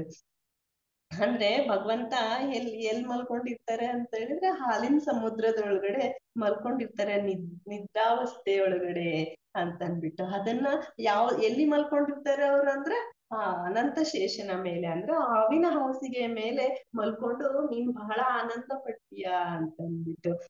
ಕೆಲವು ಸಲ ಏನಾಗ್ತದೆ, ಅವ್ರು ಎಲ್ಲಾ ಜಂತುಗಳು ಕೂಡ ಭಗವಂತನ ಉದರದೊಳಗಡೆನೆ ಹೋಗ್ತಾರ ಅಂತ ಅಂದ್ಬಿಟ್ಟು ಇಲ್ಲಿ ಹೇಳ್ತಾ ಇದ್ದಾರೆ. ಓ ನನ್ನ ಆರಾಧ್ಯನೇ, ನಾನು ವಿಶ್ವದ ಸೃಷ್ಟಿಗಾಗಿ ನಿನ್ನ ಕರುಣೆಯಿಂದ ನಿನ್ನ ನಾಭಿ ಕಮಲ ಅನ್ನುವಂತಹ ಮನೆಯಿಂದ ಜನಿಸಿದ್ದೇನೆ. ನೀನು ನಿದ್ರೆ ಸುಖದಲ್ಲಿದ್ದಾಗ ವಿಶ್ವದ ಈ ಲೋಕಗಳೆಲ್ಲವೂ ನಿನ್ನ ದಿವ್ಯವಾದ ಉದರದಲ್ಲಿ ನೆಲೆಯಾಗಿದ್ದವು. ಈಗ ನಿನ್ನ ನಿದ್ದೆ ಮುಗಿದಿದ್ದು ನಿನ್ನ ಕಣ್ಣುಗಳು ಉದಯ ಕಾಲದಲ್ಲಿ ಹರಡುವ ತಾವರೆಗಳಂತೆ ತೆರೆದಿವೆ ಅಂತಂದ್ಬಿಟ್ಟು ಇಲ್ಲಿ ಭಗವಂತನ ಗುಣಗಾನವನ್ನ ಮಾಡ್ತಾ ಇದ್ದಾರೆ. ಅಂದ್ರೆ ಭಗವಂತ ನಿದ್ದೆಯಿಂದ ಎದ್ದಾಗ ಅವ್ರ ಕಣ್ಣುಗಳು ಹೆಂಗಿರ್ತಾವಂದ್ರೆ ಉದಯ ಕಾಲ ಅಂದ್ರೆ ಸೂರ್ಯರಶ್ಮಿ ಹರಡುವಂತಹ ತಾವರೆಗಳ ರೀತಿ ಇದೆ ಅಂತಂದ್ಬಿಟ್ಟು ಇಲ್ಲಿ ಬ್ರಹ್ಮದೇವರು ಭಗವಂತನನ್ನ ವರ್ಣನೆ ಮಾಡ್ತಾ ಇದ್ದಾರೆ. ಪರಮಪ್ರಭು ನನ್ನ ಕಡೆಗೆ ದಯಾಮಯನಾಗಲಿ, ಅವನೊಬ್ಬನೇ ಈ ಜಗತ್ತಿನಲ್ಲಿ ಎಲ್ಲಾ ಜೀವಿಗಳ ಮಿತ್ರನು ಮತ್ತು ಆತ್ಮನು. ಅವನು ಎಲ್ಲರ ಅಂತಿಮ ಸುಖಕ್ಕಾಗಿ ತನ್ನ ದಿವ್ಯವಾದ ಷಡೈಶ್ವರ್ಯಗಳಿಂದ ಅವರನ್ನು ಪೋಷಿಸುವನು. ಅವನು ನನ್ನ ಭಾಗಕ್ಕೆ ದಯಾಮಯನಾಗಲಿ, ಅದರಿಂದ ನಾನು ಹಿಂದಿನಂತೆ ಸೃಷ್ಟಿ ಕಾರ್ಯ ಮಾಡುವ ಅಂತರ್ದೃಷ್ಟಿ ಶಕ್ತಿ ಉಳ್ಳವನಾಗುವೆನು. ಯಾಕಂದ್ರೆ ನಾನು ಕೂಡ ಭಗವಂತನಿಗೆ ಪ್ರಿಯರಾದ ಶರಣಾಗತ ಆತ್ಮರಲ್ಲಿ ಒಬ್ಬನಾಗಿರ್ವೆ ಅಂತ ಅಂದ್ಬಿಟ್ಟು ತನ್ನ ಬಗ್ಗೆ ತಾನೇ ಬ್ರಹ್ಮದೇವರು ಹೇಳ್ತಾ ಇದ್ದಾರೆ. ಯಾಕಂದ್ರೆ ನಾವು ಕೂಡ ಅವ್ರದ್ದು ಒಂದು ಅಂಶ, ನಾನು ಅವರಿಗೆ ಬಹಳ ಪ್ರಿಯರಾದವರು, ಮತ್ತೆ ನಾನು ಶರಣಾಗತ ಆತ್ಮರಲ್ಲಿ ನಾನು ಒಬ್ಬ ಅಂತಂದ್ಬಿಟ್ಟು ಅವ್ರು ಹೇಳ್ತಾ ಇದ್ದಾರೆ. ದೇವೋತ್ತಮ ಪರಮ ಪುರುಷನು ಯಾವಾಗಲೂ ಶರಣಾಗತ ಆತ್ಮರಿಗೆ ಉಪಕಾರಿ. ಅವನ ಕಾರ್ಯಗಳು ಅವನ ಅಂತರಂಗ ಶಕ್ತಿಯಾದ ರಮಾ ಅಥವಾ ಶ್ರೀದೇವಿಯ ಮೂಲಕ ಕಾರ್ಯಗತ ಆಗ್ತವೆ. ಭೌತಿಕ ಲೋಕದ ಸೃಷ್ಟಿಯಲ್ಲಿ ನಾನು ಅವನ ಸೇವೆಯಲ್ಲಿ ತತ್ಪರನಾಗುವಂತೆ ಮಾತ್ರ ಪ್ರಾರ್ಥಿಸುತ್ತೇನೆ, ಮತ್ತು ನಾನು ನನ್ನ ಕಾರ್ಯಗಳಿಂದ ಭೌತಿಕವಾಗಿ ಆಗಬಾರದು ಅಂತಂದ್ಬಿಟ್ಟು ನಾನು ಪ್ರಾರ್ಥಿಸುತ್ತೇನೆ. ಯಾಕಂದ್ರೆ ಇದರಿಂದ ನಾನು ಸೃಷ್ಟಿಕರ್ತನೆಂಬ ಮಿಥ್ಯ ಅಹಂಕಾರವನ್ನು ತೊರೆಯಲು ನಾನು ಶಕ್ತ ಆಗ್ತದೆ ಅಂತಂದ್ಬಿಟ್ಟು ಇಲ್ಲಿ ಭಗವಂತ ಹೇಳ್ತಾರೆ. ಯಾಕಂದ್ರೆ ನಾನು ಈ ಸೃಷ್ಟಿ ಮಾಡಿದ ಅನ್ನೋದು ಒಂದು ಅಹಂಕಾರ, ಆ ಅಹಂಕಾರ ನನ್ಗೆ ಇರಬಾರ್ದು ಅಂತಂದ್ಬಿಟ್ಟು ಭಗವಂತ ಅಂದ್ರೆ ಬ್ರಹ್ಮದೇವರು ಇಲ್ಲಿ ಹೇಳ್ತಾ ಇದ್ದಾರೆ. ಭಗವಂತನ ಶಕ್ತಿಗಳು ಅಸಂಖ್ಯಾತ ಆಗಿದೈತೆ. ಪ್ರಳಯ ಜಲದಲ್ಲಿ ಅವನು ಪವಡಿಸ್ತಾ ಇರ್ಬೇಕಾದ್ರೆ ಅವನ ನಾಭಿಯಿಂದ ಕಮಲವು ಮೂಡಿತು. ಆ ನಾಭಿ ಸರೋವರದಿಂದ ನಾನು ಸಮಸ್ತ ವಿಶ್ವದ ಶಕ್ತಿಯಾಗಿ ಜನಿಸಿದೆ. ನಾನೀಗ ಅವನ ಬಗೆ ಬಗೆಯ ಶಕ್ತಿಗಳನ್ನು ವಿಶ್ವದ ಅಭಿವ್ಯಕ್ತಿಯಾಗಿ ಪ್ರಕಟಪಡಿಸುವುದರಲ್ಲಿ ನಿರತನಾಗಿರ್ತೇನೆ. ಆದ್ರಿಂದ ನನ್ನ ಭೌತಿಕ ಕಾರ್ಯಗಳ ಮುನ್ನಡೆಯಲ್ಲಿ ವೇದ ಮಂತ್ರೋಚ್ಚಾರಗಳಿಂದ ವಿಚಲಿತ ಆಗ್ಬಾರ್ದು ಅಂತಂದ್ಬಿಟ್ಟು ನಾನು ಭಗವಂತನತ್ತ ಪ್ರಾರ್ಥಿಸ್ತೀನಿ ಅಂತಂದ್ಬಿಟ್ಟು ಬ್ರಹ್ಮದೇವರು ಹೇಳ್ತಾರೆ. ಆಗ ಮುಂದುವರೆದು ಏನ್ ಹೇಳ್ತಾರೆ, ಪರಮಶ್ರೇಷ್ಠನು ಪುರಾಣ ಪುರುಷನೂ ಆಗಿರುವ ಭಗವಂತನು ಅಪರಿಮಿತ ದಯಾಮಯನೂ ಆಗಿರುವನು. ಅವನು ಮುಗುಳು ನಗುತ್ತಾ ಕಮಲ ನಯನಗಳನ್ನು ತೆರೆದು ನನ್ನನ್ನು ಆಶೀರ್ವದಿಸಲಿ ಅಂತಂದ್ಬಿಟ್ಟು ನಾನು ಆಶಿಸ್ತೇನೆ.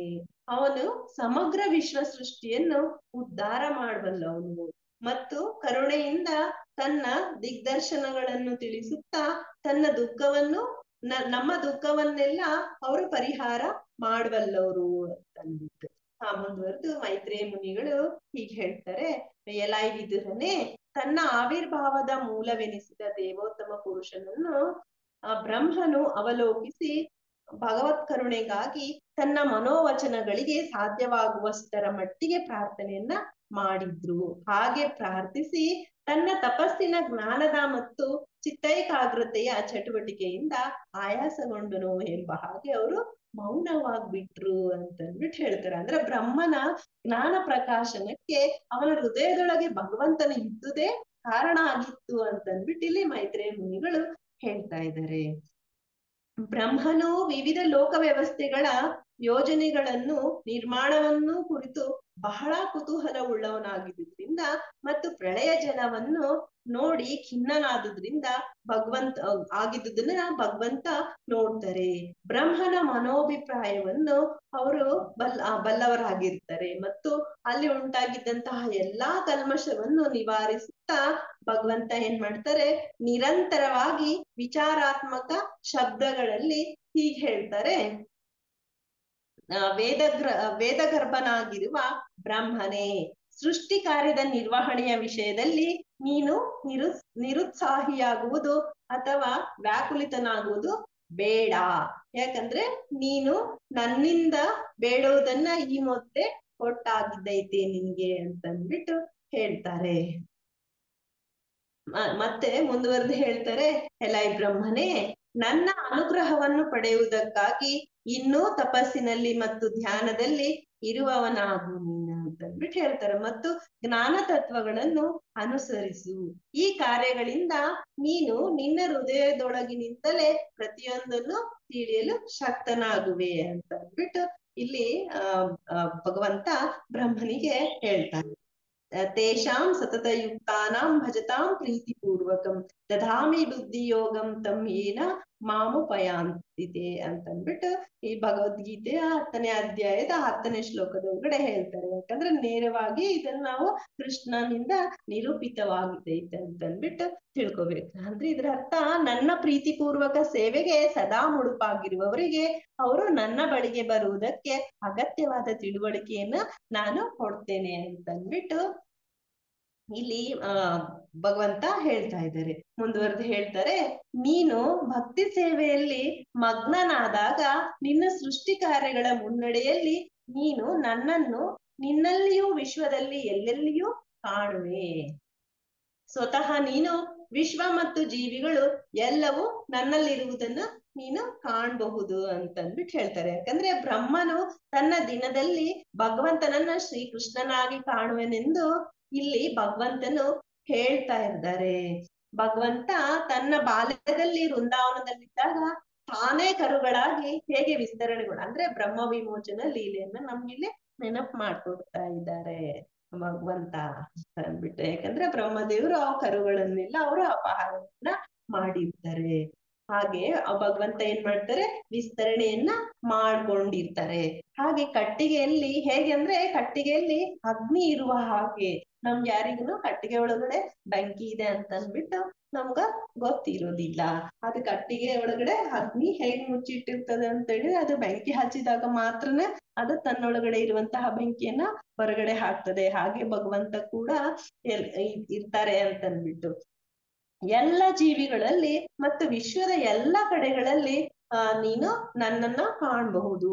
ಅಂತಹದೊಂದು ದಿವ್ಯ ದೃಷ್ಟಿಯ ಸ್ಥಿತಿಯಲ್ಲಿ ಮಾತ್ರವೇ ನೀನು ಎಲ್ಲ ಬಗೆಯ ಕಲ್ಮಶಗಳಿಂದ ಮುಕ್ತನಾಗಲು ಸಮರ್ಥನಾಗುವೆ ಅಂತಂದ್ಬಿಟ್ಟು ಇಲ್ಲಿ ಭಗವಂತ ಹೇಳ್ತಾರೆ. ಯಾಕಂದ್ರೆ ತನ್ನ ಭೌತಿಕ ಕಾರ್ಯಗಳ ಮುನ್ನಡೆಯ ಸಂದರ್ಭದಲ್ಲಿ ಭಗವಂತನೊಂದಿಗೆ ತನ್ನ ಶಾಶ್ವತ ಸಂಬಂಧವನ್ನ ತಾನು ಮರೆಯುವಂತೆ ಆಗ್ಬಾರ್ದಂದ್ಬಿಟ್ಟು ಬ್ರಹ್ಮದೇವ ಪ್ರಾರ್ಥಿಸ್ತಾರೆ. ಆ ಪ್ರಾರ್ಥನೆಗೆ ಉತ್ತರವಾಗಿ ಇಲ್ಲಿ ಭಗವಂತ ಹೇಳ್ತಾರೆ, ತನ್ನ ಸರ್ವಶಕ್ತತೆಯೊಂದಿಗೆ ಒಂದು ಸಂಬಂಧವಿಲ್ಲದಿರುವ ಅಸ್ತಿತ್ವವನ್ನು ನಾವು ಯೋಚಿಸಬಾರ್ದಂತಂದ್ಬಿಟ್ಟು ಇಲ್ಲಿ ಭಗವಂತ ಹೇಳ್ತಾರೆ. ಕಟ್ಟಿಗೆಯಲ್ಲಿರುವ ಅಗ್ನಿಯನ್ನು ಉದಾಹರಣೆಯಾಗಿಸಿದೆ. ಕಟ್ಟಿಗೆಯು ನಾನಾ ವಿಧವಾಗಿದ್ದು ಕೂಡ ಆ ಕಟ್ಟಿಗೆಯಲ್ಲಿ ಉರಿಯುವ ಬೆಂಕಿ ಯಾವಾಗ್ಲೂ ಒಂದೇ ಇರುತ್ತೆ. ಕಟ್ಟಿಗೆದ ಆಕಾರ, ಬಣ್ಣ ಮತ್ತೆ ಅದರದ ಗಾತ್ರ ಬೇರೆ ಇರಬಹುದು, ಆದ್ರೆ ಅದ್ರಲ್ಲಿ ಇರುವಂತಹ ಅಗ್ನಿ ಒಂದೇ ಅಂತ ಅಂದ್ಬಿಟ್ಟು ಇಲ್ಲಿ ಹೇಳ್ತಾರೆ. ಹಾಗೆ ಭೌತಿಕ ಸೃಷ್ಟಿಯಲ್ಲಿ ಇರುವಂತಹ ಶರೀರಗಳು ಆಕಾರ ಮತ್ತು ಗುಣಕ್ಕೆ ಅನುಸಾರವಾಗಿ ವಿಶೇಷವಾಗಿ ಬೇರೆ ಬೇರೆ ಆಗಿರಬಹುದು, ಆದ್ರೆ ಅವುಗಳೊಳಗಿರುವಂತಹ ಚೇತನಾತ್ಮ ಬೇರೆ ಬೇರೆ ಅಲ್ಲ, ಅದು ಒಂದೇ ಅಂತಂದ್ಬಿಟ್ಟು ಇಲ್ಲಿ ಭಗವಂತ ನಮ್ಗೆ ತಿಳಿಸ್ಕೊಡ್ತಾ ಇದ್ದಾರೆ. ಮತ್ತೆ ಇಲ್ಲಿ ಮುಂದುವರೆದು ಹೇಳ್ತಾರೆ, ನೀನು ಸ್ಥೂಲ ಮತ್ತು ಸೂಕ್ಷ್ಮ ಶರೀರಗಳ ಕಲ್ಪನೆಯಿಂದ ಮುಕ್ತನಾದಾಗ ಮತ್ತು ನಿನ್ನ ಇಂದ್ರಿಯಗಳು ಭೌತ ಪ್ರಕೃತಿ ಗುಣಗಳ ಸಕಲ ಪ್ರಭಾವಗಳಿಂದ ಮುಕ್ತ ಆದಾಗ ನನ್ನ ಒಡನಾಟದಲ್ಲಿ ನಿನ್ನ ಶುದ್ಧ ಸ್ವರೂಪವನ್ನು ಸಾಕ್ಷಾತ್ಕಾರ ಮಾಡಿಕೊಳ್ಳುವೆ, ಆಗ ನೀನು ಶುದ್ಧ ಪ್ರಜ್ಞೆಯಲ್ಲಿ ನೆಲೆಗೊಳ್ಳುವೆ ಅಂತಂದ್ಬಿಟ್ಟು ಇಲ್ಲಿ ಹೇಳ್ತಾ ಇದ್ದಾರೆ. ಯಾಕಂದ್ರೆ ನಾವೇನ್ ಮಾಡ್ತೀವಿ, ಭಗವಂತನನ್ನ ನಮ್ಮ ಸ್ಥೂಲ ಮತ್ತು ಸೂಕ್ಷ್ಮ ಶರೀರಗಳ ಕಲ್ಪನೆಯಿಂದ ನಾವು ಮುಕ್ತರಾದಾಗ ಮಾತ್ರ ಭಗವಂತನನ್ನ ನಾವು ಕಾಣ್ಲಿಕ್ಕೆ ಸಾಧ್ಯ ಆಗ್ತದೆ ಅಂತ ಅಂದ್ಬಿಟ್ಟು. ಅಂದ್ರೆ ಭೌತಿಕ ಪ್ರಕೃತಿಯ ರೀತಿಗಳ ಭಾವನೆಗಳ ಸಮೇತವಾಗಿ ಸ್ಥೂಲ ಮತ್ತು ಸೂಕ್ಷ್ಮ ಶರೀರಗಳ ಕಲ್ಮಶಗಳಿಂದ ಬಿಡುಗಡೆ ಹೊಂದಬೇಕು, ಪರಮ ಪುರುಷನಲ್ಲಿ ಸೇರ್ತಾನೆ, ಅವಾಗ ಮಾತ್ರ ಇದು ವ್ಯಕ್ತಿ ಪರಮ ಪುರುಷನಲ್ಲಿ ಸೇರ್ತಾನೆ ಮತ್ತು ಭೌತಿಕ ಬಂಧನದಿಂದ ಹೀಗೆ ಮುಕ್ತನಾಗ್ತಾರೆ. ಜ್ಞಾನಿಗಳು ಮತ್ತು ಭಕ್ತರು ಭೌತಿಕ ಕಲ್ಮಶದಿಂದ ಬಿಡುಗಡೆಯ ಸ್ಥಾನದವರೆಗೆ ವಾಸ್ತವವಾಗಿ ಐಕಮತ್ಯ ಉಳ್ಳವರಾಗಿರ್ತಾರೆ. ಭಕ್ತರು ಪ್ರೇಮಯುತ ಸೇವೆಯಲ್ಲಿ ಮತ್ತಷ್ಟು ಆಧ್ಯಾತ್ಮಿಕ ಅಭಿವೃದ್ಧಿಯನ್ನು ಅವರು ಮಾಡ್ಕೊಳ್ತಾರೆ. ಭಕ್ತರು ತಮ್ಮ ಸಹಜ ಪ್ರವೃತ್ತ ಸೇವಾ ಭಾವದಲ್ಲಿ ಆಧ್ಯಾತ್ಮಿಕ ವ್ಯಕ್ತಿತ್ವವನ್ನು ಹೆಚ್ಚಿಸ್ಕೊಳ್ತಾರೆ. ಮತ್ತ ಅವರ ಸೇವಾ ಭಾವ ಎಲ್ಲಿ ತನಕ ಮುಟ್ತದೆ ಅಂದ್ರೆ ಮಾಧುರ್ಯ ರಸದವರೆಗೆ, ಅಥವಾ ಪ್ರಿಯ ಮತ್ತು ಕ್ರಿಯೆಯು ನಡುವೆ ವಿನಿಮಯಗೊಳ್ಳತಕ್ಕಂತಹ ದಿವ್ಯ ಪ್ರೇಮದ ಸೇವೆಯವರೆಗೆ ಅವರು ಮುಂದುವರಿತಾರೆ ಅಂತಂದ್ಬಿಟ್ಟು ಇಲ್ಲಿ ಭಗವಂತ ಹೇಳ್ತಾರೆ.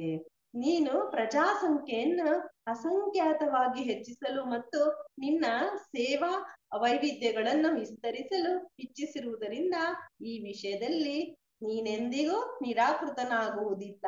ಯಾಕಂದ್ರೆ ನಿನ್ನ ಮೇಲಿರುವ ನನ್ನ ಅವ್ಯಾಜ ಕರುಣೆಯು ಎಲ್ಲಾ ಕಾಲದಲ್ಲಿಯೂ ಕೂಡ ಹೆಚ್ಚುತ್ತಾನೆ ಇರುತ್ತೆ ಅಂತಂದ್ಬಿಟ್ಟು ಇಲ್ಲಿ ಭಗವಂತ ಬ್ರಹ್ಮನಿಗೆ ಹೇಳ್ತಾ ಇದ್ದಾರೆ.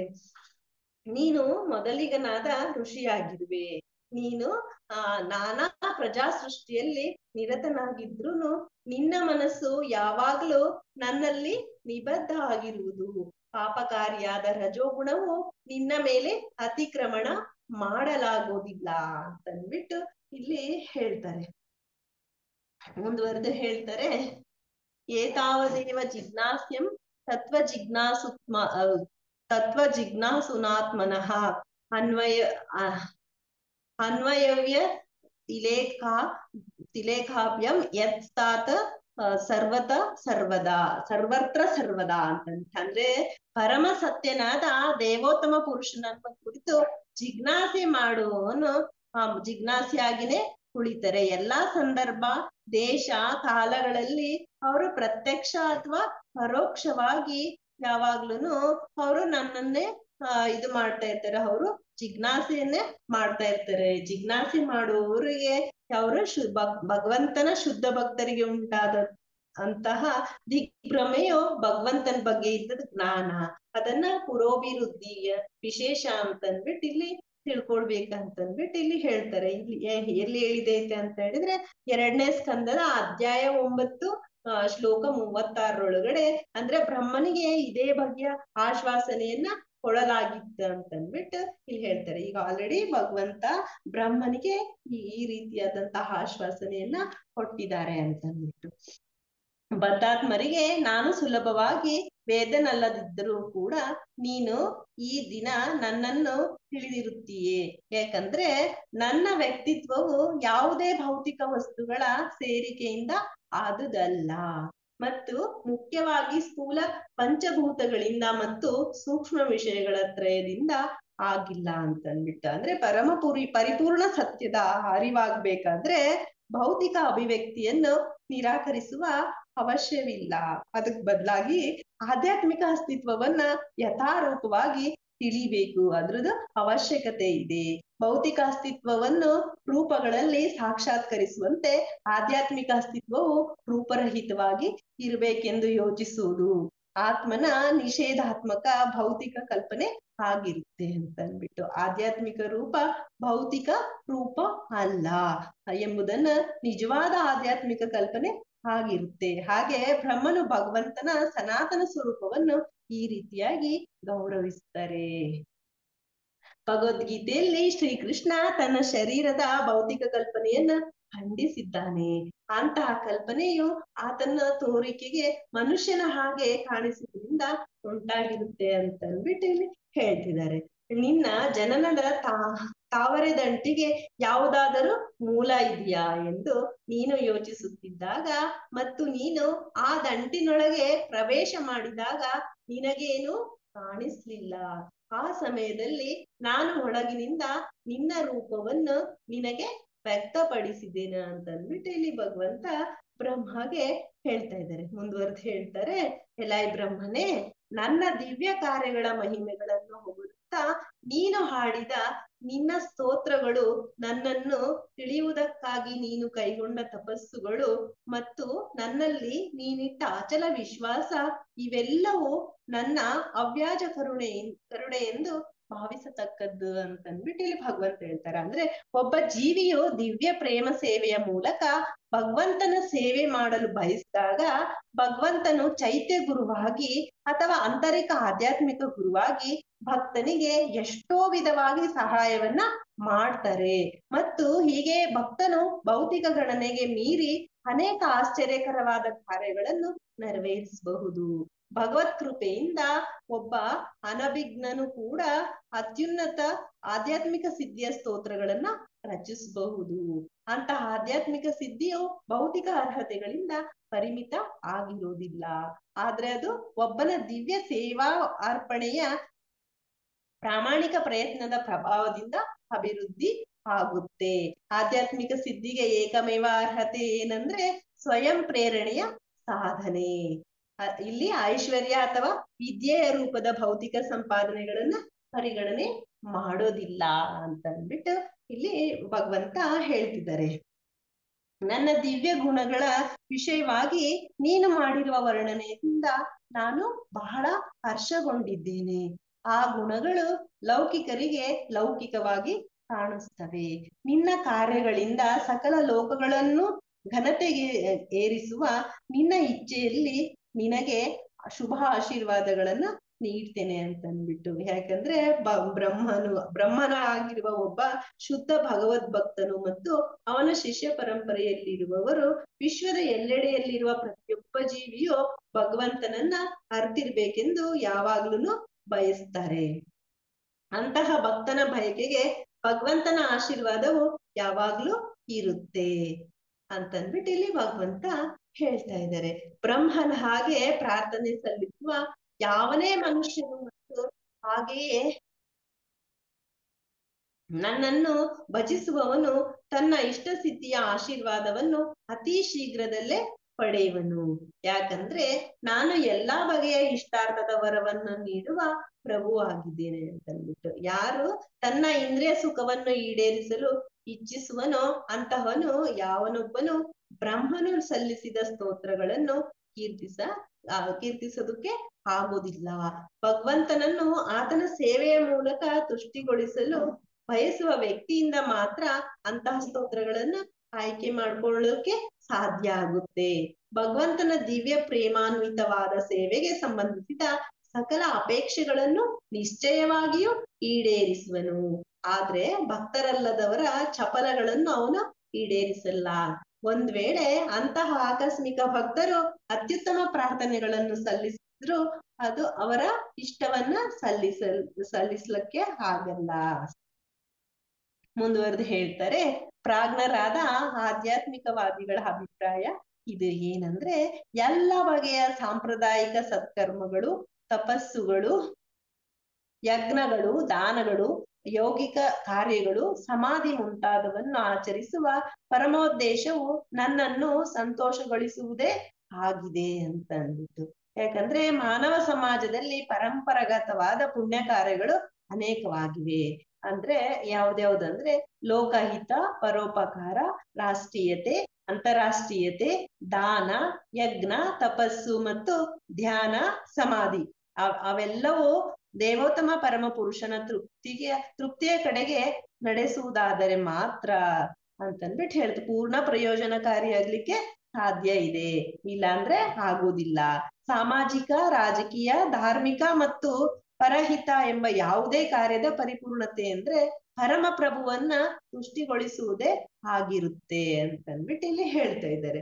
ಈ ಗೆಲುವಿನ ಗುಟ್ಟು ಭಗವದ್ ಭಕ್ತರಿಗೆ ಗೊತ್ತಿರುತ್ತೆ ಅಂತಂದ್ಬಿಟ್ಟು. ಇದಕ್ಕೆ ಉದಾಹರಣೆ ಏನ್ ಹೇಳ್ತಾರೆ, ಇದು ಕುರುಕ್ಷೇತ್ರ ಯುದ್ಧ ಭೂಮಿಯಲ್ಲಿ ಅರ್ಜುನನಿಂದ ಉದಾಹೃತ ಆಗಿದ್ದಿದೆ ಅಂತಂದ್ಬಿಟ್ಟು ಮುಂದುವರೆದು ಹೇಳ್ತಾರೆ, ನಾನು ಪ್ರತಿಯೊಬ್ಬ ವ್ಯಕ್ತಿಯ ಪರಮಾತ್ಮನು, ನಾನು ಪರಮ ನಿರ್ದೇಶಕನು ಮತ್ತು ಪರಮ ಪ್ರಿಯನು.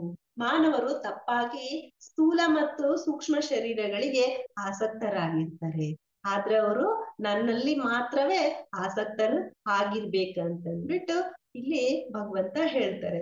ಯಾಕಂದ್ರೆ ನಾವು ಭಗವಂತನ ಒಂದು ಅಂಶ ಅಂತಂದ್ಬಿಟ್ಟು ಈ ಭಗವದ್ಗೀತೆಯ 15ನೇ ಅಧ್ಯಾಯದ 7ನೇ ಶ್ಲೋಕದೊಳಗಡೆ ಹೇಳ್ತಾರೆ, ಮಾಮೈವಾಂಶೋ ಜೀವಲೋಕೆ ಜೀವಭೂತ ಸನಾತನಃ ಮನಶಿಷ್ಟಾನಿಂದ್ರಿಯಾಣಿ ಪ್ರಕೃತಿಸ್ಥಾನಿ ಕರ್ಷತಿ. ಅಂದ್ರೆ ಜೀವಿಗಳು ಶಾಶ್ವತವಾಗಿ ಪರಮ ಪ್ರಭುವಿನ ವಿಭಿನ್ನಾಂಶ ಆಗಿರ್ತಾರೆ, ಜೀವಿಯನ್ನು ಆತ್ಮವೆಂದು ಕರೆಯುತ್ತಾರೆ ಮತ್ತು ಭಗವಂತನನ್ನ ಪರಮಾತ್ಮ ಅಂತಂದ್ಬಿಟ್ಟು ಕರೆಯಲಾಗಿದ್ದೈತೆ.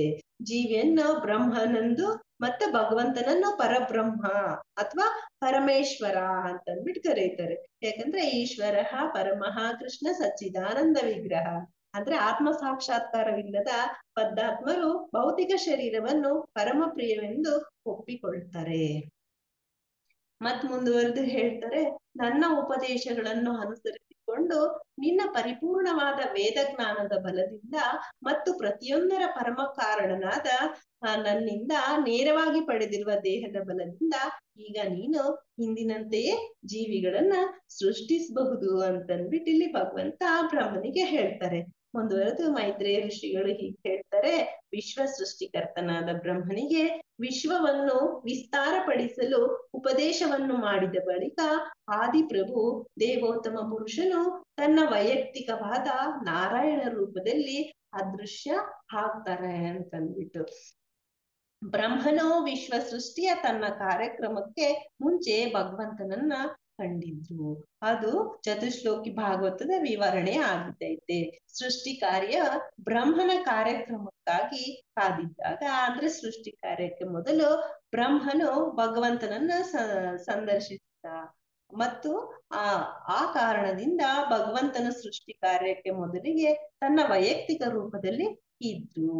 ಅಲ್ಪಮತಿಗಳಾದ ಜನರು ಊಹಿಸಿರುವಂತೆ ಭಗವಂತನ ಸನಾತನ ರೂಪವು ಬ್ರಹ್ಮನ ಪ್ರಯತ್ನದಿಂದ ಸೃಷ್ಟಿಯಾದುದು ಅಲ್ಲ.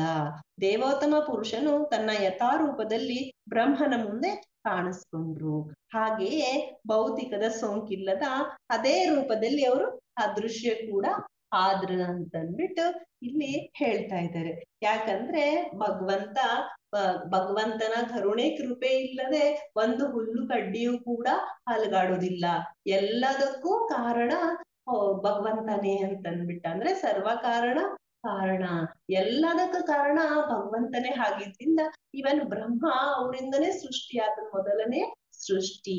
ಅಂದ್ರೆ ನಾಭಿ ಕಮಲದಿಂದ ಹುಟ್ಟಿದಂತಹ ಬ್ರಹ್ಮನಿಗೆ ಏನು ಅವರಿಗೆ ತಿಳುವಳಿಕೆ ಇರೋದಿಲ್ಲ ಏನ್ ಮಾಡ್ಬೇಕಂತ. ಆ ಶರೀರವಾಣಿಯಾಗಿ ಅವ್ರ ಆಕಾಶದ ರೂಪ ಅಂದ್ರೆ ಆಕಾಶವಾಣಿಯಲ್ಲಿ ಅವ್ರಿಗೆ ಏನ್ ಹೇಳ್ತಾರೆ, ತಪಸ್ಸನ್ನ ಮಾಡಂತಂದ್ಬಿಟ್ಟು 1000 ವರ್ಷಗಳ ತಪಸ್ಸಿನ ನಂತರ ಅವರಿಗೆ ವೇದಗಳು ಹೃದಯದೊಳಗಡೆ ಪ್ರಕಟ ಆಗ್ತವೆ. ತಮ್ಮ ಕಾರ್ಯಕ್ರಮಗಳ ಏನು ಮುಂದೆ ಏನ್ ಮಾಡ್ಬೇಕನ್ನೋದು ಭಗವಂತ ಅವರಿಗೆ ಹಾಕಿಕೊಡ್ತಾರೆ. ಅದ್ರ ಪ್ರಕಾರ ಬ್ರಹ್ಮದೇವರು ಕೂಡ ಅವರ ಸೃಷ್ಟಿ ಕಾರ್ಯವನ್ನ ಮುಂದುವರಿಸ್ತಾರೆ. ಅದನ್ನ ಸ್ಥಿತಿಯಲ್ಲಿ ಇಡೋದು ವಿಷ್ಣುವಿನ ಕಾರ್ಯ ಮತ್ತು ಲಯವನ್ನ ಮಾಡೋದು ಈಶ್ವರನ ಕಾರ್ಯ. ಹೀಗೆ ಸೃಜನ ಶಕ್ತಿಗಾಗಿ ಬ್ರಹ್ಮನ ಪ್ರಾರ್ಥನೆ ಅನ್ನುವಂತಹ ಶ್ರೀಮದ್ ಭಾಗವತದ 3ನೇ ಸ್ಕಂದದ 9ನೇ ಅಧ್ಯಾಯವು ಭಕ್ತಿ ವೇದಾಂತ ಭಾವಾರ್ಥವು ಇಲ್ಲಿಗೆ ಮುಗಿಯಿತು. ಹರೇ ಕೃಷ್ಣ. ಏನಾದ್ರೂ ತಪ್ಪಾಗಿದ್ರೆ ದಯಮಾಡಿ ಎಲ್ಲರೂ ಕ್ಷಮಿಸಿ. ನಾನು ಎಷ್ಟು ತಿಳ್ಕೊಂಡಿದ್ದೀನೋ ಅಷ್ಟನ್ನು ಹೇಳಿಕೆ ಪ್ರಯತ್ನವನ್ನ ಪಟ್ಟಿದ್ದೇನೆ. ದಯಮಾಡಿ ಎಲ್ಲರೂ ಕ್ಷಮಿಸಬೇಕಾಗಿ ವಿನಂತಿ. ವಾಂಚಾ ಕಲ್ಪತರುಭ್ಯಶ್ಚ ಕೃಪಾ ಸಿಂಧುಭ್ಯೇವ ಚ ಪತಿತಾನಾಂ ಪಾವನೇಭ್ಯೋ ವೈಷ್ಣವೇಭ್ಯೋ ನಮೋ ನಮಃ. ಅನಂತ ಕೋಟಿ ವೈಷ್ಣವ ವೃಂದ ಕಿ ಜೈ. ಶ್ರೀಲ ಪ್ರಭುಪಾದ ಕಿ ಜೈ. ಗುರು ಮಹಾರಾಜ್ ಕಿ ಜೈ. ಹರೇ ಕೃಷ್ಣ. ಎಲ್ಲರಿಗೂ ದಂಡವತ್ ಪ್ರಣಾಮ್. ಧನ್ಯವಾದಗಳು ಅವಕಾಶ ಕೊಟ್ಟಿದ್ದಕ್ಕಾಗಿ. ಹರೇ ಕೃಷ್ಣ ಮಾತಾಜಿ, ತುಂಬಾ ಧನ್ಯವಾದಗಳು ಮಾತಾಜಿ. ಇವತ್ತಿನ ಪ್ರವಚನ ತುಂಬಾ ಚೆನ್ನಾಗಿ ನಡೆಸ್ಕೊಟ್ಟಿದ್ರ ಮಾತಾಜಿ. ಸೃಜನ ಶಕ್ತಿಗಾಗಿ ಬ್ರಹ್ಮನ ಪ್ರಾರ್ಥನೆ ಅಂದ್ರೆ ಬ್ರಹ್ಮ ಹೆಂಗೆ ಪ್ರಾರ್ಥನೆ ಮಾಡ್ಕೊಂತಾನೆ ಕೃಷ್ಣನ್ನ ಅಂತ ಬ್ರಹ್ಮನೇ ಹೇಳ್ತಾ ಇದ್ದಾನೆ, ಕೃಷ್ಣನ ಹೊಗಳ್ತಾ ಇದ್ದಾನೆ, ನೀನ್ ಈ ತರ ಈ ತರ ಈ ತರ ಅಂತ. ಅವಾಗ ಕೃಷ್ಣ ಎಲ್ಲರ ಹೃದಯದಲ್ಲೂ ನೀನು ಪರಮಾತ್ಮನ ಕಾಣ್ತಿದ್ಯಾ, ಹಂಗಾಗಿ ನಿನ್ಗೆ ಇದನ್ನೆಲ್ಲ ಗೊತ್ತಾಗ್ತಾ ಇದೆ ಅಂತ ಹೇಳ್ತಾನೆ ಅಲ್ವಾ ಮಾತಾಜಿ? ಹರೇ ಕೃಷ್ಣ ಮಾತಾಜಿ. ಹರೇ ಕೃಷ್ಣ ಮಾತಾಜಿ. ಹೌದು. ಹಂಗಾಗಿ ನಾವುನು ಎಲ್ಲಾರ ಹೃದಯದಲ್ಲೂ ಪರಮಾತ್ಮ ಇದ್ದಾನೆ ಅಂತ ಗೊತ್ತಾದ್ರೆ ಮಾತ್ರನೇ ನಾವು ಕೃಷ್ಣನ್ ನೋಡಕ್ ಸಾಧ್ಯ, ಗೋಲೋಕಕ್ಕೆ ಹೋಗಕ್ ಸಾಧ್ಯ. ಇಲ್ಲ ಅಂದ್ರೆ ಆಗದೇ ಇಲ್ಲ ಮಾತಾಜಿ. ಹರೇ ಕೃಷ್ಣ. ತುಂಬಾ ಚೆನ್ನಾಗಿ ಹೇಳಿದ್ರಿ ಮಾತಾಜಿ. ಬ್ರಹ್ಮ ಹೊಗಳ್ತಾ ಇದ್ದಾನೆ, ಅದೇ ತರ ನಾವುನು ಕೃಷ್ಣನ ಯಾವಾಗ್ಲೂ ಹೊಗಳ್ತಾನೆ ಇರ್ಬೇಕು. ಅದೇ ಕೃಷ್ಣನ್ಗೆ ಇಷ್ಟ ಆಗೋದು. ಕೃಷ್ಣ ಎಷ್ಟೆಲ್ಲಾ ಮಾಡಿದ್ದಾನೆ ಅದನ್ನೆಲ್ಲ ನಾವು ನೆನೆಸ್ಕೊಂತ ಇರ್ಬೇಕು ಮಾತಾಜಿ. ಹರೇ ಕೃಷ್ಣ. ತುಂಬಾ ಚೆನ್ನಾಗಿತ್ತು ಮಾತಾಜಿ ಇವತ್ತಿನ ಪ್ರಶ್ನೆ. ತುಂಬಾ ಧನ್ಯವಾದಗಳು ಮಾತಾಜಿ. ತುಂಬಾ ವಿವರವಾಗಿ ಹೇಳಿದಿರ ಮಾತಾಜಿ. ಒಂದೊಂದನ್ನು ಚೆನ್ನಾಗ್ ಮಾಡಿದ್ರಿ ಕ್ಲಾಸ್. Thank you Mataji. ಎಲ್ಲಾ ಗುರು ಕೃಷ್ಣರ ಕೃಪೆ ಮಾತಾಜಿ. ನಿಮ್ಮಂತ ಹಿರಿಯ ವೈಷ್ಣವರ ಕೃಪಾಶೀರ್ವಾದ ಮಾತಾಜಿ. ಇಲ್ಲ ನಮ್ದಿಲ್ಲ ಬೇಡಿ ಮಾತಾಜಿ. ಪ್ರಭು ಇದ್ದಾರ ನೋಡಿ, ಪ್ರಭು ಕೃಪೆ ನಮ್ದು.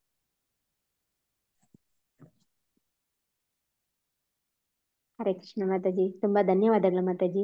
ಇದೇ ತರ ಯಾರಾದ್ರೂ ಪ್ರವಚನ ಕೊಡೋರಾದ್ರೆ ನನ್ಗೆ ಹೆಸರು ಕೊಡಿ ಮಾತಾಜಿ. ನಿಮ್ಮ ಹೆಸರುನು ನಾನು ಹಾಕಕ್ ಇಷ್ಟಪಡ್ತೀನಿ ಮಾತಾಜಿ. ಎಲ್ಲಾರು ಈ ಕಾರ್ಯಕ್ರಮದಲ್ಲಿ ಯಾರ್ಯಾರು ಭಾಗವಹಿಸ್ತಿರೋ ಎಲ್ಲರೂ ಪ್ರವಚನ ಮಾಡ್ಬೋದು ಅಂತ ಕೇಳ್ಕೊಂತೀನಿ ಮಾತಾಜಿ. ಹರೇ ಕೃಷ್ಣ. ಪರ್ಸ್ನಲ್ ಆಗಿ ನನ್ನ ಮೊಬೈಲ್ಗೆ ಹಾಕಿ ಮಾತಾಜಿ, ಯಾರ್ಯಾರು ಮಾಡ್ತೀರಾ ಅಂತ ಕ್ಲಾಸ್ಗಳು. ಆದಷ್ಟು ಎಲ್ಲರೂ ಮಾಡೋಣ ಮಾತಾಜಿ. ಹರೇ ಕೃಷ್ಣ. ಹರೇ ಕೃಷ್ಣ. ಎಲ್ಲರಿಗೂ ಧನ್ಯವಾದಗಳು ಮಾತಾಜಿ. ಈಗ ನರಸಿಂಹ ಪ್ರಣತಿ. ಹರೇ ಕೃಷ್ಣ. ಯಾರಾದ್ರೂ ಹಾಡ್ತೀರಾ? ದೀಪಿಕಾ ಮಾತಾಜಿ ನರಸಿಂಹ ಪ್ರಣತಿ ಹಾಡ್ತೀರಾ? ದೀಪಿಕಾ ಮಾತಾಜಿ. ಹರೇ ಕೃಷ್ಣ.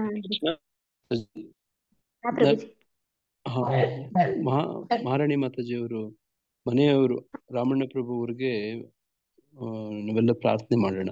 ಈ ನರಸಿಂಹ ಪ್ರಣತಿ ಅವರ ಹುಷಾರಾಗೋಕೆ ಸಮರ್ಪಣೆ ಮಾಡೋಣ. ಹೌದು ಪ್ರಭು. ಹೇಗಿದ್ದಾರೆ ಪ್ರಭು ಅವರು? ನಾನು ಫೋನ್ ಮಾಡಿದ್ರೆ ತೆಗ್ದಿಲ್ಲ ಪ್ರಭು ಅವರು. ಇನ್ನು ICU ಅಲ್ಲಿ ಇದ್ದಾರೆ ಮಾತಾಜಿ. ಇನ್ನು ಸುಧಾರಿಸ್ಕೋಬೇಕು. ನಿಮ್ ಪ್ರಾರ್ಥನೆ ಬೇಕು. ಎಲ್ಲರೂ 3 ಸತಿ ಉಗ್ರಂ ವೀರ ಮಹಾವಿಷ್ಣು ಪ್ರಾರ್ಥನೆ ಹೇಳಿ, ಆಮೇಲೆ ಹರೇ ಕೃಷ್ಣ ಮಹಾಮಂತ್ರ 3 ಸತಿ ಹೇಳಿ, ಆಮೇಲೆ ನರಸಿಂಹ ಪ್ರಣತಿ ಹೇಳಿ ಮಾತಾಜಿ. ಹರೇ ಕೃಷ್ಣ. ಎಲ್ಲರೂ ಅನ್ಮ್ಯೂಟ್ ಮಾಡ್ಕೊಂಡು 3 ಸತಿ ಉಗ್ರಂ ವೀರಂ ಉಗ್ರಂ ವೀರಂ ಮಹಾವಿಷ್ಣುಂ ಜ್ವಲಂತಂ ಸರ್ವತೋಮುಖಂ ಭೀಷಣಂ ಉಗ್ರಂ ಮಹಾವಿಷ್ಣುಂ ಜ್ವಲಂತಂ ಸರ್ವತೋಮುಖಂ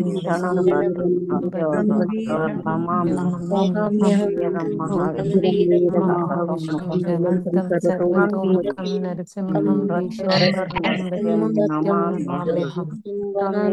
ಕೃಷ್ಣ ಹರೇ ಕೃಷ್ಣ ಕೃಷ್ಣ ಹರೇ ಹರೇ ಹರೇ ರಾಮ ಹರೇ ರಾಮ ರಾಮ ರಾಮ ಹರೇ ಹರೇ. ಕೃಷ್ಣ ಹರೇ ಕೃಷ್ಣ ಹರೇ ಹರೇ ಹರೇ ರಾಮ ಹರೇ ರಾಮ ರಾಮ ರಾಮ ಹರೇ ಹರೇ. ಕೃಷ್ಣ ಹರೇ ಕೃಷ್ಣ ಕೃಷ್ಣ ಕೃಷ್ಣ ಹರೇ ಹರೇ ಹರೇ ರಾಮ ಹರೇ ರಾಮ ರಾಮ ರಾಮ ಹರೇ. ಕೃಷ್ಣ ಹರೇ ಕೃಷ್ಣ ಕೃಷ್ಣ ಹರೇ ಹರೇ ಹರೇ ರಾಮ ರಾಮ ರಾಮ ಹರೇ ಹರೇ.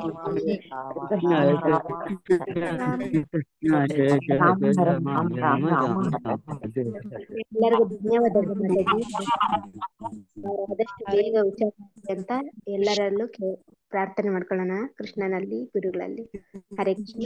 ಈಗ ಪ್ರಣತಿ ನರಸಿಂಹ ಪ್ರಣತಿ ಮಾತಾಜಿ ವಿನಂತಿ. ಉಮಾ ಮಾತಾಜಿ ಹಾಡ್ತೀರಾ? ಹರೇ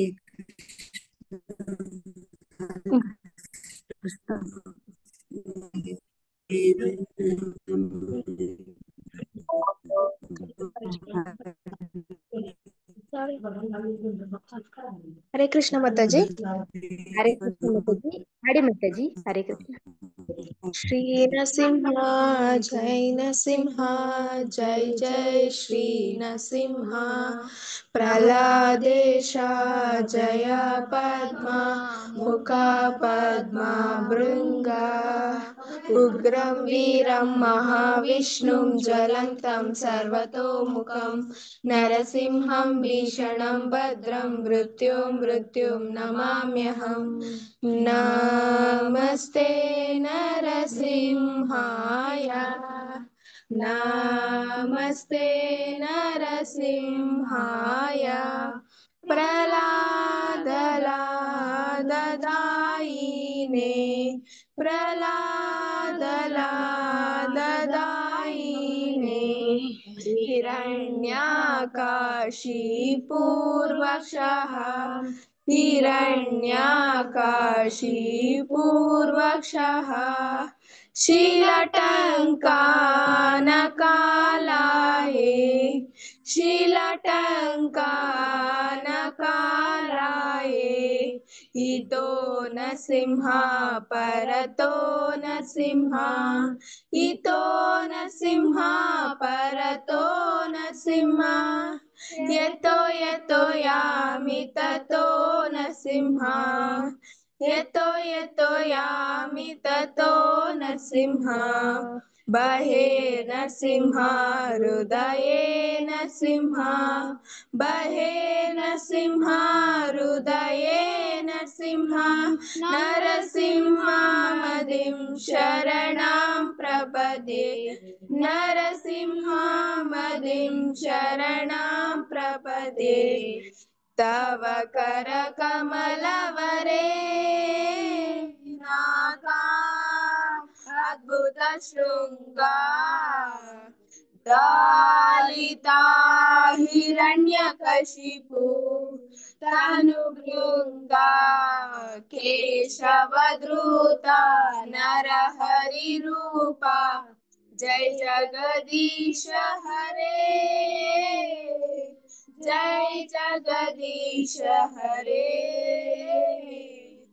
जय जगदीश हरे तव कर कमलवरे नागा अद्भुत शृंगा दालिता हिरण्यकशिपु तनुभृंगा केशवधृता नरहरिरूपा जय जगदीश हरे जय जगदीश हरे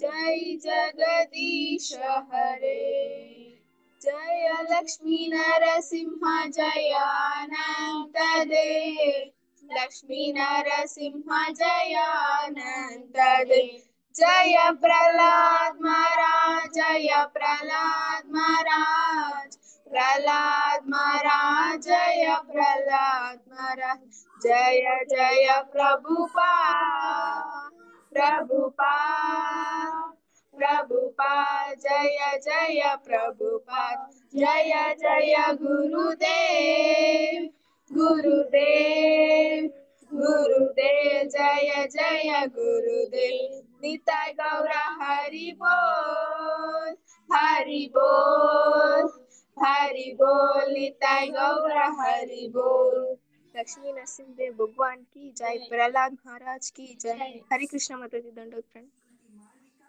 ಹರೇ ಕೃಷ್ಣ ಮಾತಾಜಿ. ಮಕ್ಕಳೆಲ್ಲ ಆಡಿದ್ರ ಮಾತಾಜಿ ಇವತ್ತು ನರಸಿಂಹ ಪ್ರಣತಿ? ಹರೇ ಕೃಷ್ಣ. 5 ಜನ ಮಾತಾಜಿ. ಹರಿ ಬೋಲ್ ಮಾತಾಜಿ. ನೀವ್ ಎಲ್ಲಿದ್ರಲ್ಲಿ ಎಲ್ಲಾರು ಇರ್ತಾರ ಮಾತಾಜಿ ಜನಗಳು. ಹರೇ ಕೃಷ್ಣ ಭಕ್ತರು. ಹರೇ ಕೃಷ್ಣ ಮಾತಾಜಿ. ಶ್ರದ್ಧಾ ಭಕ್ತಿಯಿಂದ ನರಸಿಂಹ ಪ್ರಣತಿ ಹಾಡಿದ ಯಾರು? ದರ್ಶಿನಿ ಮಾತಾಜಿನ?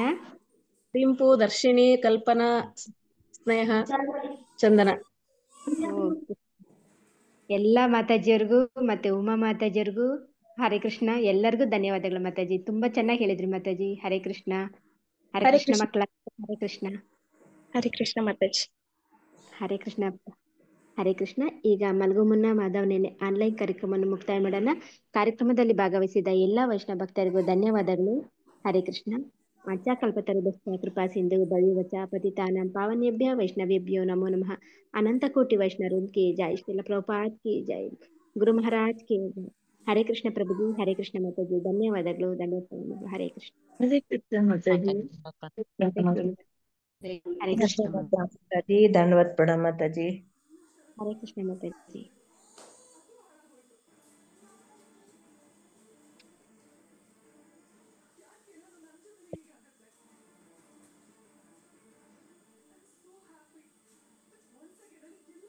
ಹರೇ ಕೃಷ್ಣ ಮಾತಾಜಿ ದಂಡವತ್ ಪ್ರಣಾಮ್।